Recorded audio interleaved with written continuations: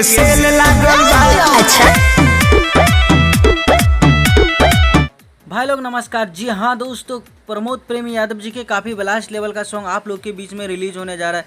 तो गाइस कौन से चैनल से रिलीज होगा तो आज की वीडियो में बात करेंगे। वीडियो को लास्ट तक देखिएगा। चलिए गाइस वीडियो शुरू करते हैं और जानते हैं गाने के बारे में। तो जी हाँ दोस्तों, बता दूं गाने का नाम है माई के पचरा। जी हाँ दोस्तों, इस गाने को गाया आप लोग का चाहता सुपर स्टार प्रमोद प्रेमी यादव जी। दोस्तों बात करते हैं गीत का, तो गीत लिखे हैं विशाल भारती जी ने। इस गाने को म्यूजिक से सजाया है हमेशा की तरह आर.एस. शर्मा जी ने। भाई लोग बता दूं इस गाने को कल सुबह में आप लोग के बीच में वेब म्यूजिक के ऑफिशियल यूट्यूब चैनल के माध्यम से इस गाने को रिलीज किया जा रहा है। गाना काफी लाजवाब का। वैसे तो आज प्रमोद प्रेमी यादव जी का एक और गाना को रिलीज किए गए हैं।